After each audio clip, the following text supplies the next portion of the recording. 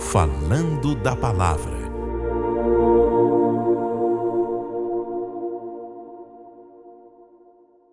Olá, amigos, sejam muito bem-vindos ao nosso programa. Hoje com a participação especial do pastor Hipocrã Alves, do Ministério da Igreja Missionária, Shekinah, e também diretor da Rádio 107.1 Shekinah. Muito prazer, muito bom receber o senhor aqui. Seja bem-vindo ao nosso programa. Muito obrigado, pelo convite, estar aqui participando. E nós temos um lema para o Evangelho, para a Palavra do Senhor, para falar de Jesus. Estamos prontos para qualquer... Sempre disponíveis, né? Sempre disponíveis, pronto para qualquer parada. Amém.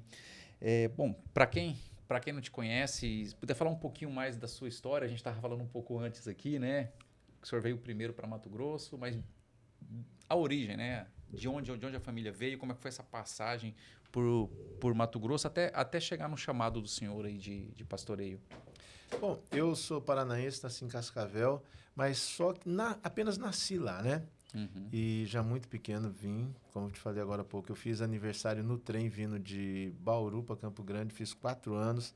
Cheguei na cidade de Rondonópolis no dia 25 de setembro de 1967. Rondonópolis era uma currutela, era um lugarzinho muito pequeno. E ali ficamos durante um tempo. No ano de 95 para 96, eu mudei para Cuiabá, né? E aí me estabeleci aqui. Antigamente trabalhava com decoração, cortina, persiana.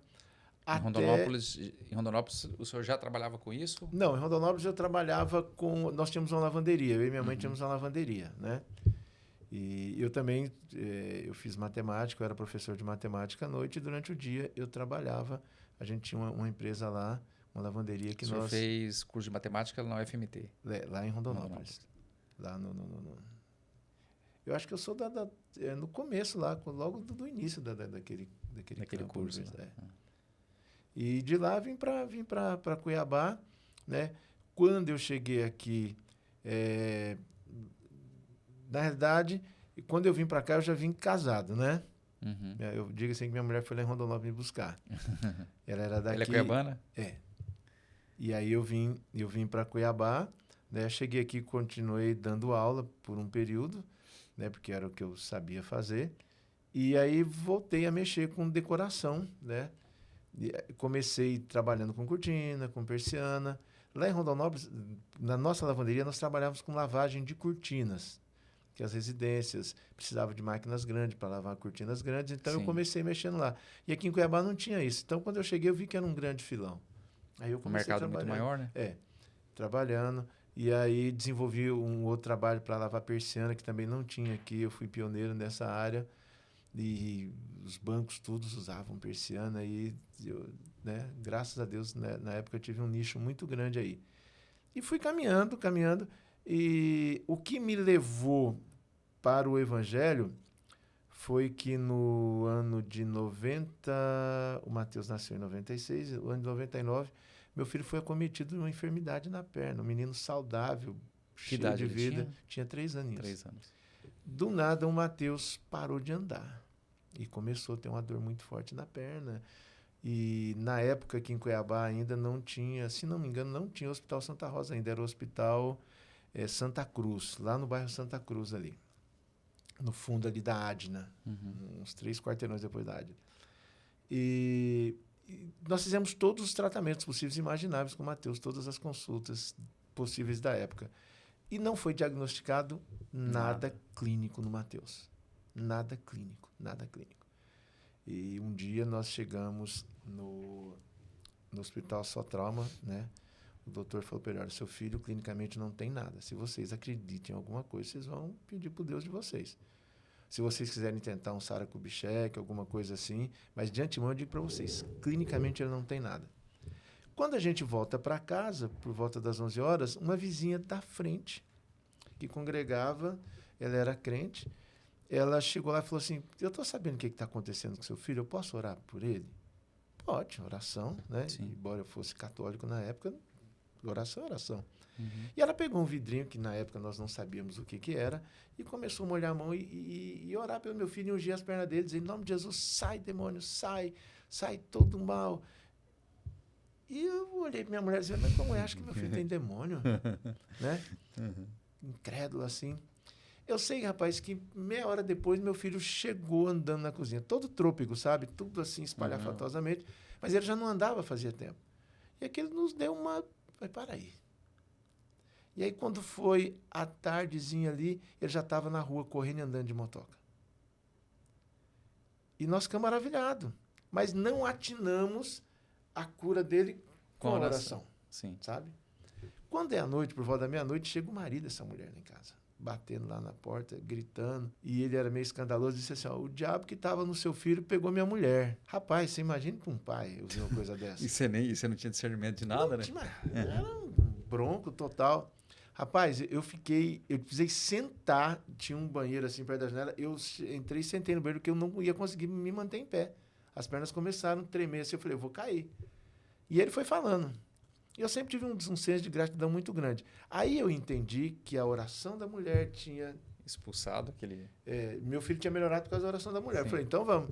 Eu tinha um Voyagezinho velho, daquela época, Voyage quadrado, eu fui levar ele lá, era para levar na Igreja Internacional da Graça. Mas como a mulher estava? Ela estava endemoniadíssima. Já eu explico o porquê. Sim. É uma cena dantesca, inesquecível, que eu não desejo para ninguém. Se você fosse meu pior inimigo na vida, eu não desejava passar por aquilo. E essa mulher entrou no carro. E ela entrou no carro, sabe? E aí, pela primeira vez eu dirigi, um olho na estrada e outro no retrovisor. E ela ali gritando. E o marido dela com ela atrás. E o marido dela com ela gritando. E ela falava bem assim, ai, pai, faz massagem na minha perninha, pai, tá doendo. Do jeito que meu filho falava e pedia pra gente fazer a massagem na perna dele. Você vê como que era algo espiritual mesmo, né? Rapaz, aquilo entrava um arrepio assim aqui na nuca, saía aqui no quadril. E, olha, terrível. E eu fui. Quando eu cheguei lá, o pastor estava esperando. Essa mulher desceu do carro e foi lá para dentro. O marido dela falou, você vai esperar a gente? Eu nem sei o que eu respondi, mas quando eles entraram eu vazei, porque eu não tinha condições psicológicas, espiritual, de ficar ali. Depois nós fomos entender o que aconteceu. E agora vem o desdobramento. Aquela mulher, ela estava frequentando a igreja, mas ela estava amaziada, ela não era casada. Então, quando o nome de Jesus é pronunciado, o diabo tem que sair. Ele obedece, né? Ele é obrigado a obedecer. Mas acontece que pessoa... Por isso que nos evangelhos você vê que os apóstolos falam, Senhor, tem outros lá expulsando o demônio no seu nome. Tá? Sim, no seu nome. Então, o diabo teve que sair, porque foi em nome de Jesus. Sim. Mas o diabo voltou para requerer porque ela não tinha a capacidade para fazer aquilo, justamente por causa disso, você entendeu? Não estava com a vida em santidade.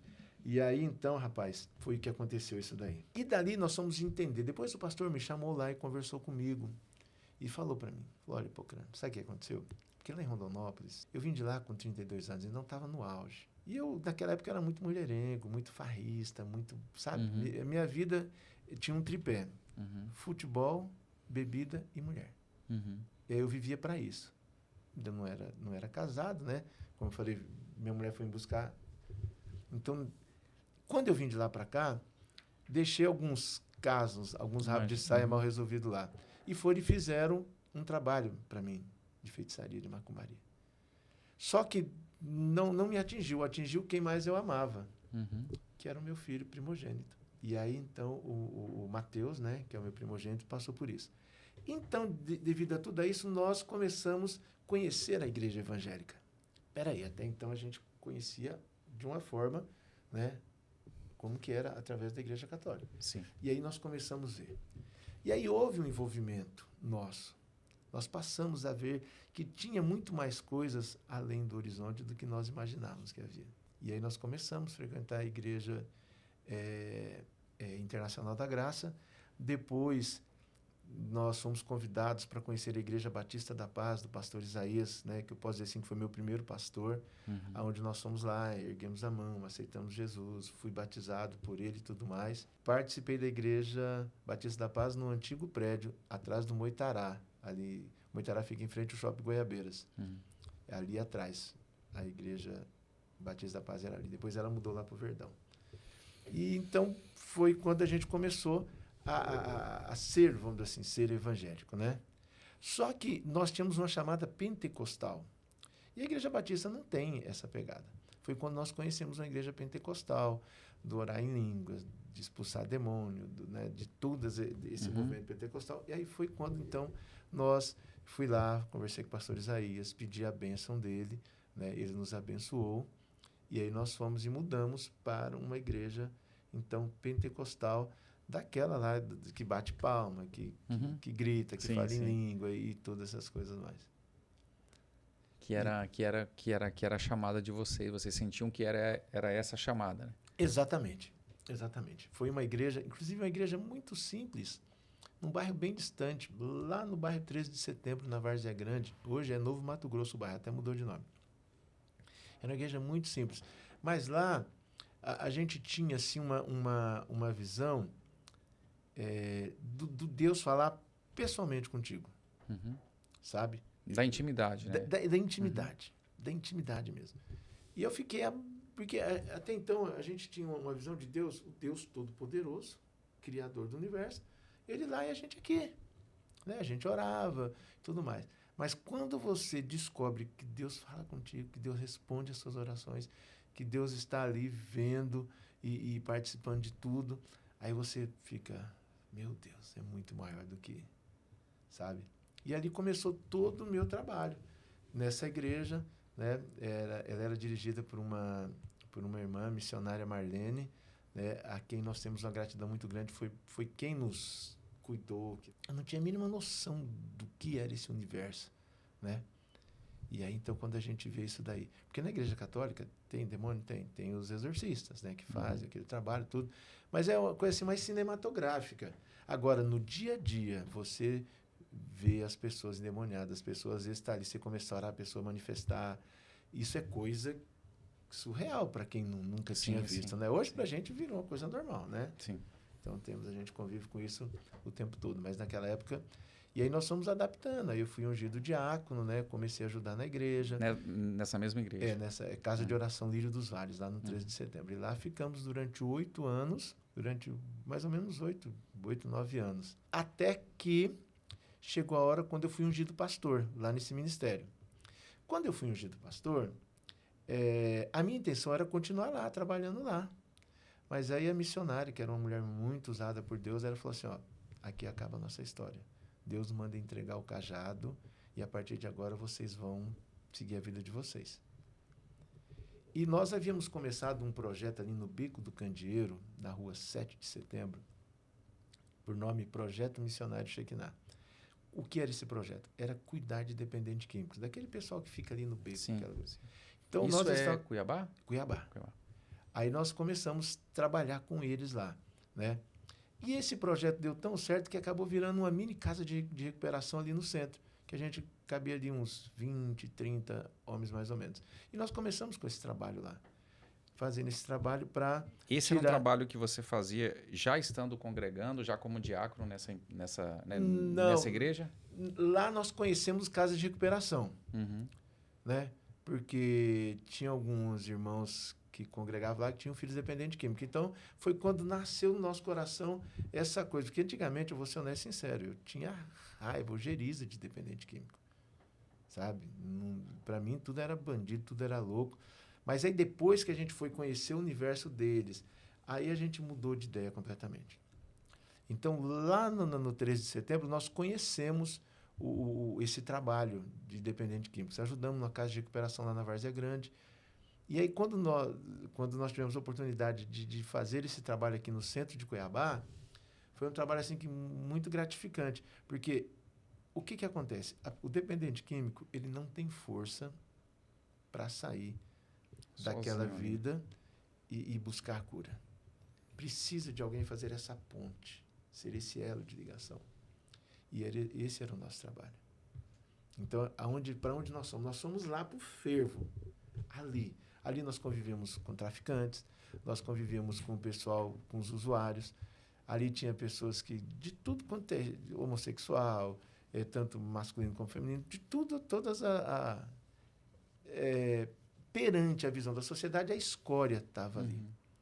Mas eram pessoas que tinham histórias, pessoas que tinham talentos, pessoas que tinham muita coisa, muita lenha para queimar ainda. E que o Senhor podia resgatá-los, né?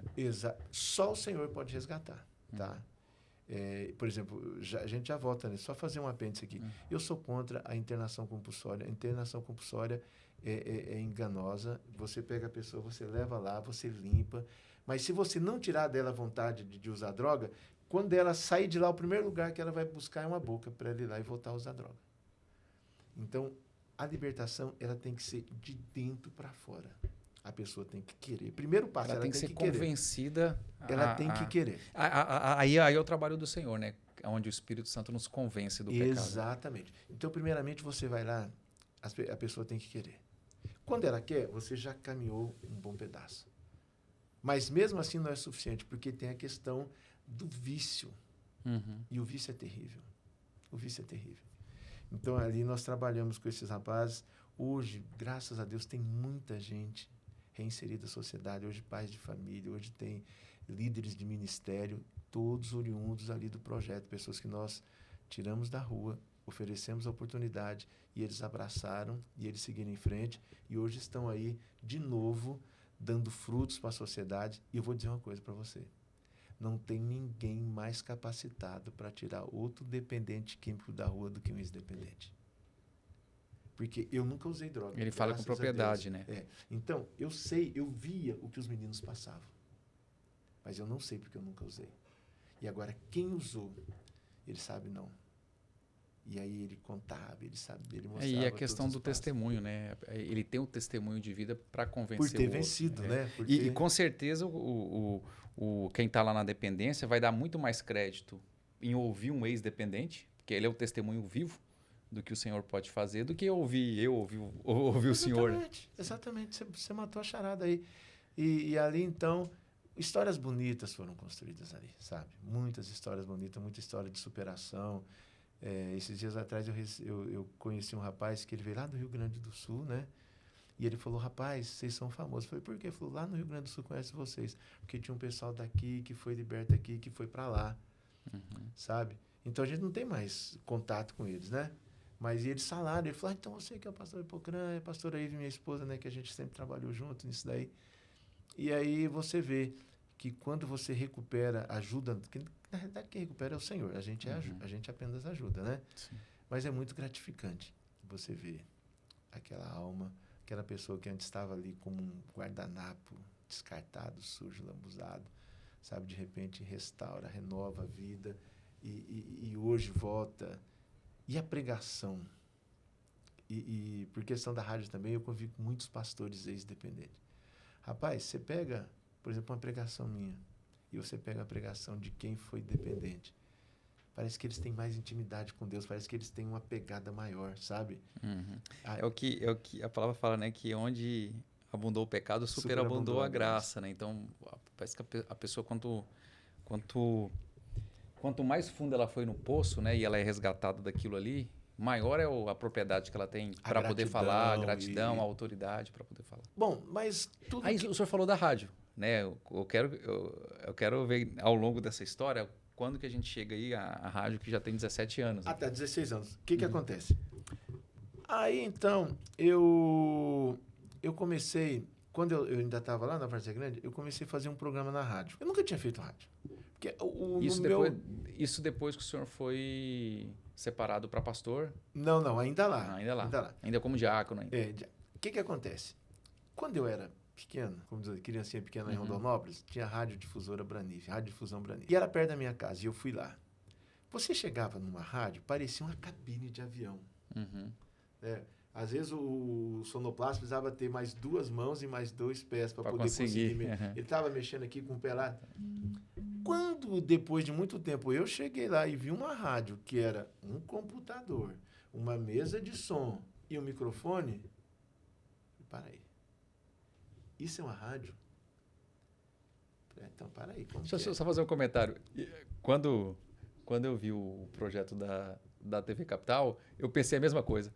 Quando falou, não, a TV, eu falei, não, a TV acho que precisa, né? Porque você passa na frente da TV Central América, por exemplo, você vê aquele mundo de antena, de não sei o que e tal. E é muito mais simples hoje a tecnologia, com a tecnologia, né? Exatamente. Então, quando eu viajo, eu falei, eu quero fazer rádio. Aí eu conversei com o dono da rádio lá, né? Ele falou, ó, domingo de manhã você vem fazer. Eu separei para as igrejas, das 6 da manhã até ao meio-dia para as igrejas. Escolhe um horário, eu falei, é das 8 às 10. Aí eu comecei a fazer um trabalho lá. Os primeiros programas, eu tenho certeza que eu fazia para mim, só para mim. Que era uma rádio comunitária, né? O rádio de alcance dela era muito pequeno. Mas tudo bem. Depois eu descobri que eu tinha ouvinte. Rapaz, mas foi uma felicidade tão grande. Quando Você a achou pessoa... que estava falando sozinho. eu escuto você lá na rádio. Falei, rapaz, aquele me deu um upgrade tão grande. Eu falei, vou melhorar o programa, né? Porque eu já estava quase desanimando. E daí veio a oportunidade, tá? Coisa que não veio ao caso agora, porque senão demanda muito tempo. Mas aí nós fomos e partimos então para abrir a Rádio Shekinah FM. No começo foi um desafio muito grande, né? Rádio evangélica e trabalhar única e exclusivamente para o reino. Esse foi. Então, muitas lutas, muito trabalho. Para você ter uma ideia, eu com 40 e poucos anos, no começo da rádio, eu tive um infarto e tive um AVC. Isso tudo pagando preço mesmo pela obra, porque o trabalho que a rádio fazia era um trabalho muito, muito bonito, né? E aí, quando foi... Logo depois que a rádio começou a crescer, foi quando eu fui ungido pastor, e aí então eu deixei a igreja lá e fiquei agora cuidando da rádio, né? Já como pastor. E logo em seguida, esse projeto, por isso que eu falei do projeto, o projeto originou eu o ministério. transformamos ele em Igreja Missionária Shekinah, né? E ele era ali no Beco do Candeeiro, como eu te falei. Só que os meninos, né, que a gente, tanto eu como minha esposa, tratávamos ele como filhos, eles precisavam sustentar seu vício. E ali eles roubavam, eles faziam coisa errada. E o comércio acabou colocando uma base da Polícia Militar a 20 metros do nosso local ali, do nosso projeto. E aí, onde a polícia chega, dependente químico, né? E eles vazaram, foram tudo lá. E aí foi o fim desse projeto Missionário Shekinah. Alguns meninos quiseram continuar conosco, nós levamos ele para uma outra casa, né? Mas aí a vida vai indo, foram para... Um morreu, o outro saiu, o outro encerrou o projeto. E aí, então, nós partimos para uma outra vertente. Trabalhar com mulheres. Por quê? Porque quando você trabalha com mulher, hoje, a mulher ela é o esteio da família. Uma mulher bem equilibrada, uma mulher com a vida cristã dela bem firme, bem edificada, ela consegue gerenciar um marido que não é crente, cachaceiro, sei lá, ou drogado, os filhos com problema, ela consegue dominar aquele ambiente. Sim. E foi quando nós descobrimos isso daí e demos início, então, ao trabalho chamado Adoradoras. Em 2013, nós fizemos o primeiro lá no centro de eventos da exposição lá, onde é o rodeio. Agora está passando por uma reforma lá.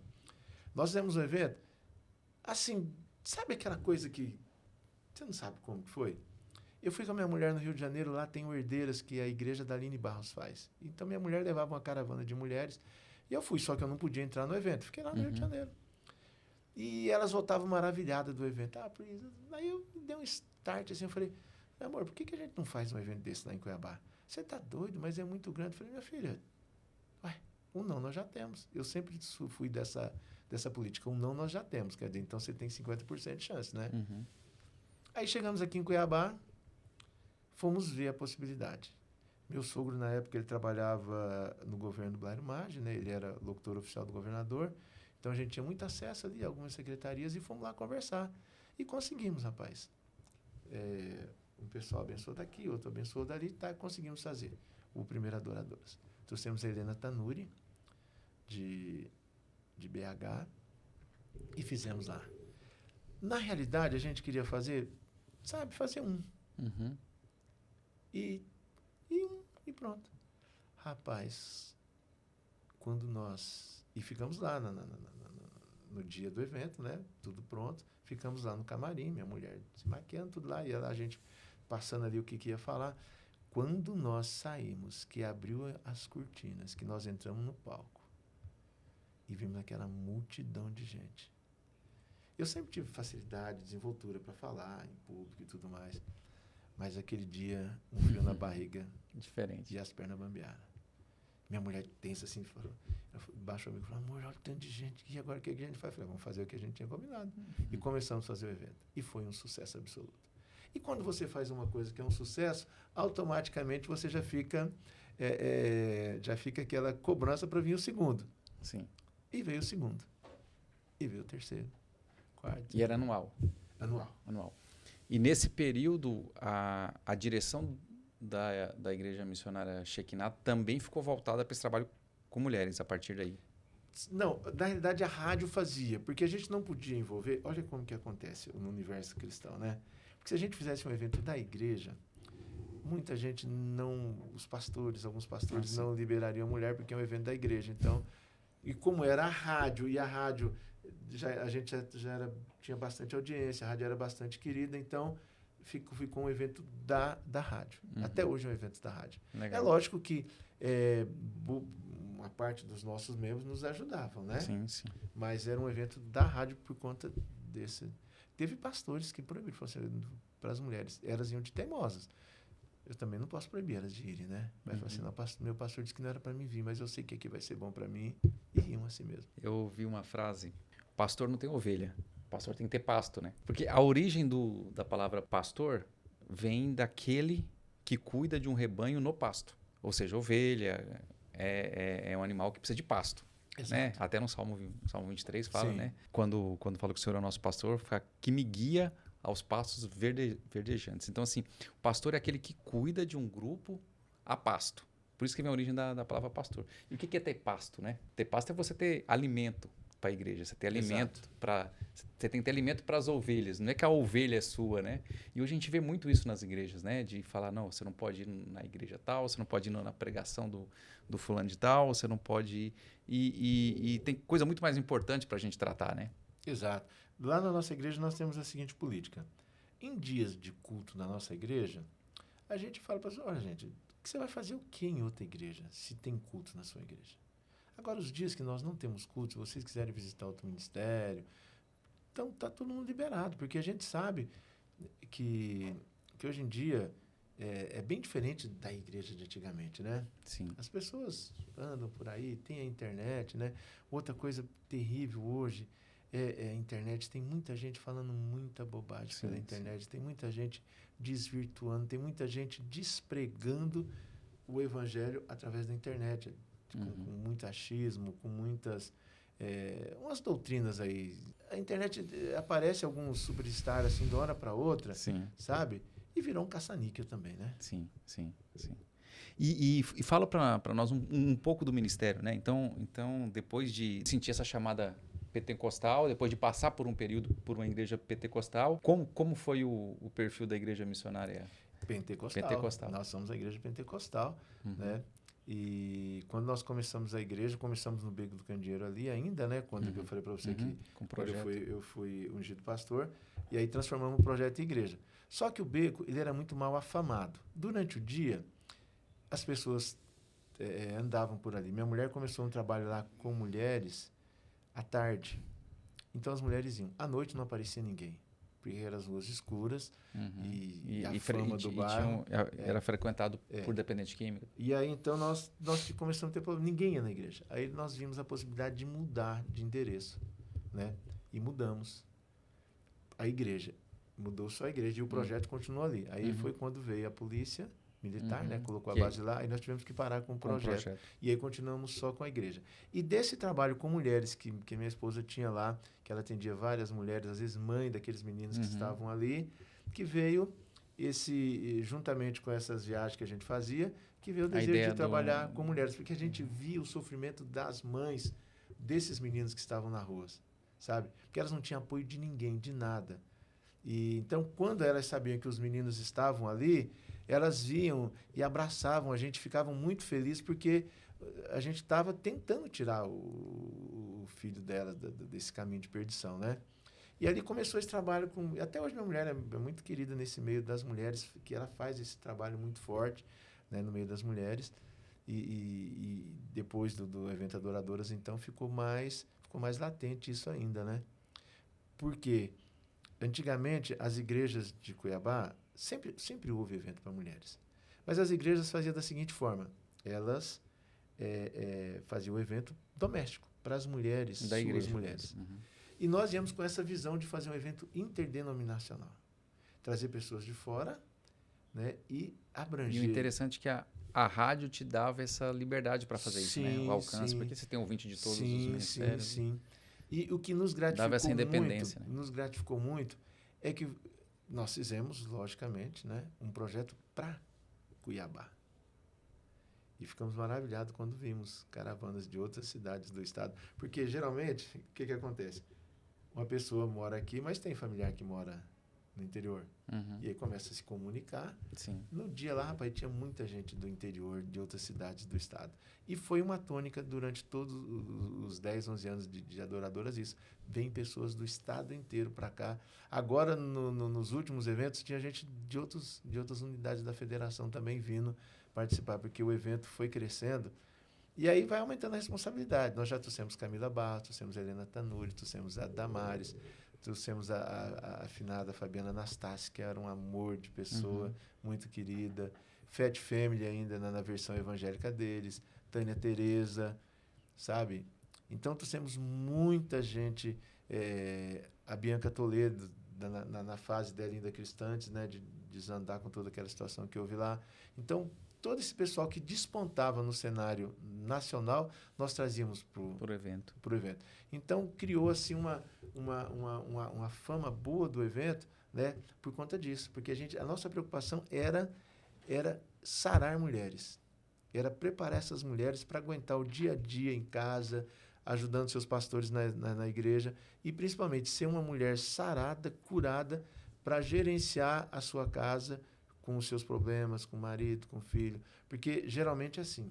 As mulheres vêm para a igreja. Sim. Mas o marido não vem. Aí ela fica lutando para trazer o marido. A mulher tem essa sensibilidade diferente, né? Exatamente. De buscar primeiro. Né? Exatamente. E hoje, todas as igrejas que você for olhar, a imensa maioria são mulheres. Sim. Sabe? Umas depois conseguem trazer os maridos a reboque, né? Mas a maioria delas são mulheres mesmo que vêm na frente. E ali ficam durante muito tempo orando, e a gente orando em oração e campanha e tudo mais para trazer os maridos para virem também para a presença do Senhor. Legal. Então hoje, pastor, o seu trabalho se divide na igreja missionária e na rádio. Como que é esse dia a dia aí do... Não, é tranquilo, sabe? Tranquilo. Porque a rádio era praticamente... como posso dizer, se vira sozinha, né? Uhum. Então, é mais fácil. Hoje, com a internet, por exemplo, aqui, ó, eu controlo a rádio por aqui.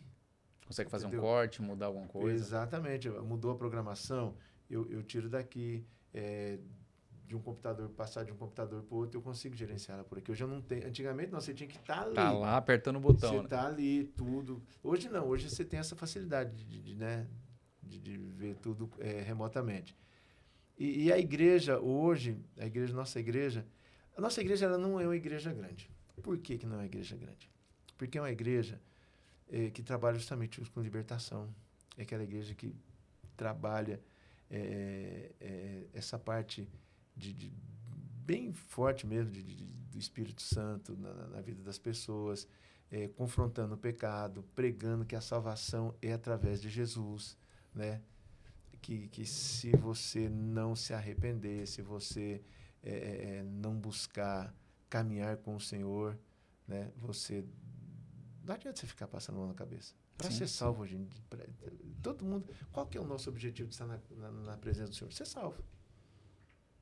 Então, se nós não tivermos essa pegada, essa caminhada, não vai ter como. Sim. Você entendeu? Então, e muita gente, as pessoas às vezes são confrontadas, mas por quê? Entendeu? Porque você salva não quer pagar o preço, né? Pecado é pecado. Sim.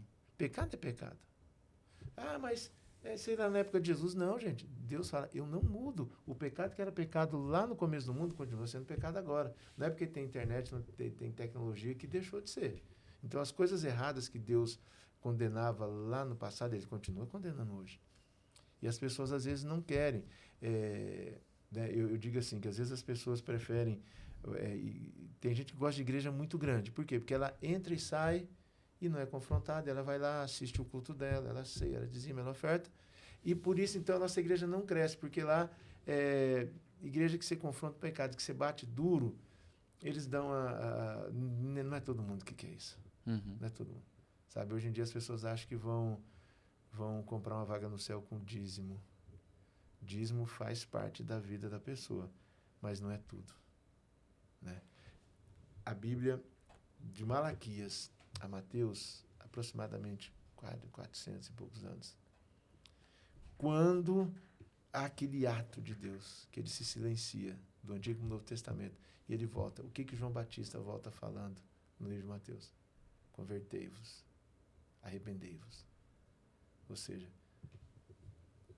acabou o Antigo Testamento, começou o Novo, mas a palavra era a mesma. Tem que se arrepender. Tem que se converter. E João Batista, ele era muito, né? Sim. Chegava a chamar a pessoa de raça de víboras, uhum. pelas coisas que elas estavam fazendo. Então, desde a época que Jesus veio, ele veio para isso, né? Para ensinar as pessoas o evangelho, mas a caminharem com eles, né?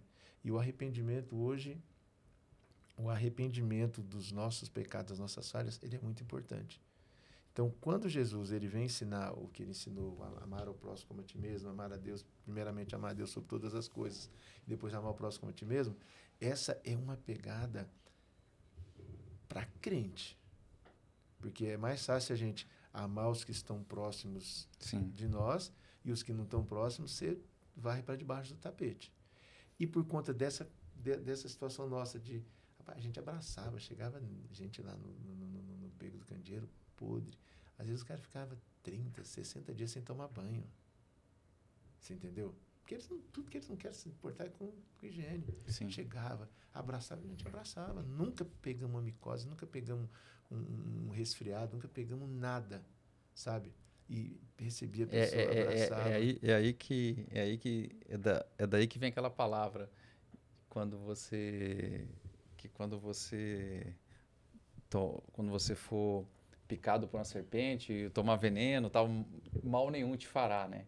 Quando você está no exercício da sua chamada da obra no Evangelho, servindo realmente com aquela compaixão no coração como você estava, você falou, pô, nunca pegamos uma micose, nunca pegamos um resfriado, nunca pegamos nada, né? E a gente, para você ter uma ideia, nós comíamos a mesma comida que eles comiam. Então, a gente fazia comida lá e nós sentávamos na mesa com eles. Sabe? Para eles se sentirem realmente incluídos, Não tinha uma comida diferente para o pastor e para a pastora, não. A gente sentava na mesma mesa que eles e nos servíamos com a mesma comida. Eram uns pratinhos de plástico, entendeu? Tudo isso a gente passava para eles. E aí, voltando lá, né, para a Igreja Missionária Shekinah. Então, essa é a nossa história. Né? Hoje nós estamos com a igreja já... ela é um pouco mais nova do que a rádio. Nós estamos na casa dos 14, 15 anos, né? E é uma igreja que tem dado trabalho para o inferno, sabe? E o Senhor nos chama para esse lugar, né, de santificação, para esse lugar de conversão, né? E muitas igrejas, por causa dos outros interesses, né, acabam não falando a verdade, não confrontando, escolhe o que fala, escolhe o que prega para poder não contradizer uma pessoa ou para poder não ir contra uma pessoa ou outra, e sendo que o nosso compromisso é com a verdade, é com a palavra, né? Então acho que isso que é importante. Fala para nós um pouco, pastor, sobre a rádio, como que é a programação dela, até para quem está nos assistindo aqui, né? E que naqueles momentos que está no seu carro ou que está em casa e que quer ouvir a rádio, falar um pouquinho sobre como sintonizar, né? Onde que ela está, como que é a programação. O senhor tem programa lá? Como é que é? Nós temos o programa lá, e o meu programa é às 8 horas da manhã. Todos os dias? Das 8 às 9. Programa Gota de Sabedoria. E nós somos a 107,1. Né? Então, muito fácil de sintonizar lá. Já lá em cima, quase terminando lá no final do dial, é a 107,1. Eu tenho um programa, então, onde a gente fala da palavra, toca louvores, né? Nós temos uma programação com a Igreja Deus é Amor, que está conosco lá também, já há algum tempo, né? Ela tem uma fatia do nosso horário lá. Nós temos, a minha esposa faz um programa também à noite, às 18 horas, né? Programa Shekinah, onde ela tem, isso que eu te falei, o grande público dela são as mulheres, né? Onde ela fala a linguagem que as mulheres não só querem, como precisam ouvir. Né? Então, esses são os programas que a gente tem assim, os principais de mais destaque. Né? A Deus e Amor acaba tendo um horário das 9 às 15, das 9 da manhã às 15, então ela pega uma fatia ali do horário nobre nosso, né? Uhum. E nós temos alguns programas que as pessoas pararam, agora estão querendo voltar. Então, mas estamos aí, rapaz. E durante o tempo todo lá a gente está com pregação, louvores, não tocamos nada É uma boa opção para quem quem gosta de rádio, né? Para quem gosta de rádio de qualidade, rádio cristã, né? Onde ela vai ouvir a palavra. O que a gente fala, a gente não está ali para contar a história, a gente está ali para falar de Jesus, né? Pastor, muito obrigado por compartilhar com a gente um pouco da sua história, do seu testemunho. Tenho certeza que edifica quem tá com a gente aqui. E a gente tem um espaço aqui no programa para o senhor deixar uma palavra para a gente. Deixar uma mensagem para quem está nos assistindo, uma mensagem de esperança, como é o seu programa, de sabedoria, né? Fica à vontade. Está no livro de Oséias, capítulo 4, versículo 6, e diz o seguinte: o meu povo foi destruído porque lhe faltou conhecimento. Porque tu rejeitastes o conhecimento, também eu te rejeitarei. Essa palavra conhecer aqui, às vezes as pessoas não entendem, que a Bíblia foi escrita em hebraico, né? Então, como é feita a tradução, às vezes eles não conseguem trazer o mesmo sentido. E essa palavra conhecer aqui, ela vem da conotação intimidade. Quando nós lemos lá no livro de Gênesis, né, diz o seguinte: e Adão conheceu sua mulher, e ela concebeu, e tiveram Caim. Aí depois ele diz assim: e Adão conheceu sua mulher novamente, e eles tiveram Abel. Ou seja, conhecer aqui vem de relacionamento íntimo. No caso do homem e mulher, né, seria relação marido e mulher. Mas no nosso caso com Deus seria de relacionamento profundo e íntimo. O que acontece hoje em dia é que as pessoas elas não estão conhecendo Deus na sua intimidade, na sua profundidade. As pessoas acabam vivendo, como nós já falamos em alguns momentos, que um evangelho raso, um evangelho superficial. E esse evangelho ele não é suficiente para nos levar à salvação. Nós precisamos nos entregar mais a Deus, sabe? Buscar mais a face de Deus, viver mais com essa intimidade, porque senão nós vamos ter uma surpresa desagradável no dia do julgamento final. Deus, ele continua sendo Deus, ele não muda, ele continua buscando o seu povo, ele se apresenta ao seu povo. Mas as pessoas às vezes preferem viver escondidas, as pessoas preferem às vezes viver de qualquer maneira. Tem muita gente hoje em dia que confunde prosperidade com salvação. Tem muita gente que é muito próspera, mas não vai alcançar a salvação. Ah, pastor, o senhor é contra a prosperidade? Não. A prosperidade é uma série de situações, onde inclusive tem o bem financeiro. Mas você ter uma família ajustada, você participar de um ministério, você ter amigos, você viver as coisas do Senhor, tudo isso é prosperidade, saúde. E às vezes as pessoas elas não querem viver dessa maneira. Trabalho, abandonam a família, né? Uma das coisas terríveis que acontece hoje em dia são as famílias que geram filhos e depois deixam na mão de babás, deixam na mão de alguém para cuidar e não conseguem educar seus filhos como pai, como mãe. E é lógico que depois, quando cresce, você vai ver o resultado lá, né? Por quê? Porque eles não tiveram tempo de qualidade com seus filhos. Eles os colocaram no mundo, deram todo o conforto, deram todas as condições, mas não educaram, não cuidaram. Isso acaba trazendo para nós uma geração que causa muitos problemas. Mas a tônica dessa palavra é essa: conhecer a Deus. Quem não conhece a Deus vai ser destruído. Quem não tem intimidade com Deus vai acabar. Por quê? Porque quando vem as adversidades, vem as lutas da vida, ela não tem raiz. É como acontece daqui em Cuiabá mesmo. Quando vem um grande vento, uma grande tempestade, você passa e você vê árvores enormes que caíram. Por quê? Elas eram grandes acima da terra, mas para baixo elas não tinham raiz. E as nossas raízes precisam estar firmadas no Senhor, precisam estar firmadas em Deus. Se as nossas raízes estiverem firmadas em Deus, vem tempestade, nós vamos aguentar. Vem o vento forte, nós vamos suportar. Vem as enchentes, nós vamos suportar. Mas isso é só para aqueles que têm intimidade com Deus. Conhecer a Deus não é só saber saber que o Deus é o El Shaddai, o Elohim, o Adonai. Não. Conhecer a Deus é face a face. Tramitar, é transitar, é estar permanentemente na presença dele. Em nome de Jesus. Amém. Amém.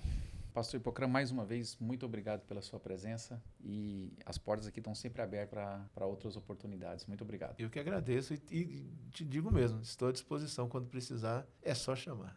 Amém. Até mais, pessoal. Falando da Palavra.